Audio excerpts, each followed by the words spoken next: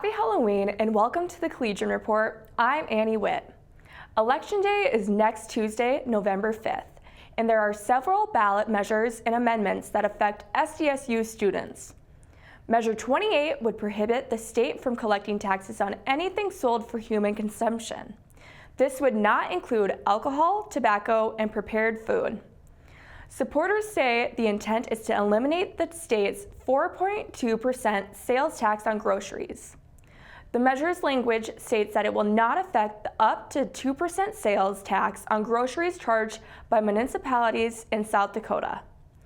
Opponents criticize the measure's wording as including more than just groceries, stating it could cause budget issues by preventing the state from collecting sales tax on consumable items such as tobacco, toothpaste, and toilet paper. The SDSU Students Association has come out against this measure. Measure 29 will make it legal for anyone over 21 years old to possess, grow, purchase, and consume marijuana. This is the third consecutive election cycle that South Dakota voters are asked whether recreational marijuana should be legal in the state. South Dakotans rejected an effort in 2022 with 53% of voters against it.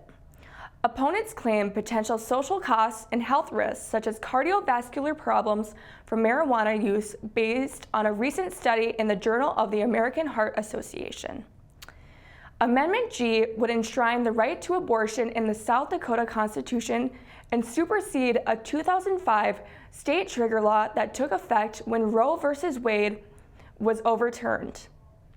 Currently, it is a Class 6 felony for anyone who administers to any pregnant female or prescribes or procures for any pregnant female a means for an abortion except to save the life of the mother. Amendment H would establish top 2 primaries for governor, Congress, and state legislative and county races rather than having parties hold separate primary contests. All candidates would be on a single primary ballot and all voters would receive that ballot.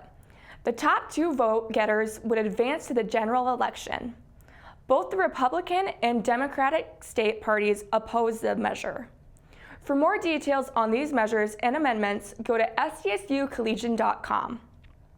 A free walk-in clinic was held on Monday offering both whooping cough and flu vaccinations. The Brookings County Pandemic Planning and Coordination Committee received 1,000 Tdap vaccines from the South Dakota Department of Health, along with 500 influenza vaccines. The South Dakota Department of Health identified cases of whooping cough on campus late in October. There have also been cases reported in the Brookings School District. During the 97th National FFA Convention this last week, more than 20 SDSU students claimed an award that only 1% of all members receive. The American FFA degree recognizes the achievements of members who have graduated high school and meet specific qualifications, such as receiving a state FFA degree, holding active membership for the past 3 years, completing secondary instruction in an ag education program, and operating an outstanding supervised ag experience program. Recipients must also be active in community service, have leadership abilities, and a record of outstanding scholastic achievement.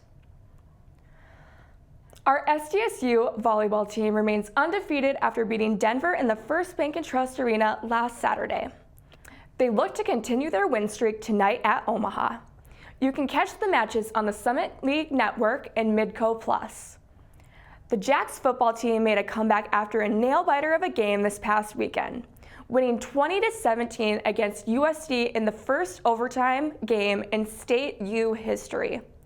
Quarterback Mark Kronowski completed 20 out of 27 pass attempts for 163 yards, adding 54 yards on 15 carries and a touchdown on the ground. Jacks won the toss to start overtime and chose to go on defense, forcing a field goal by the Coyotes. The Jacks would go for it on 4th down in overtime and then finish the game with a touchdown by Amar Johnson.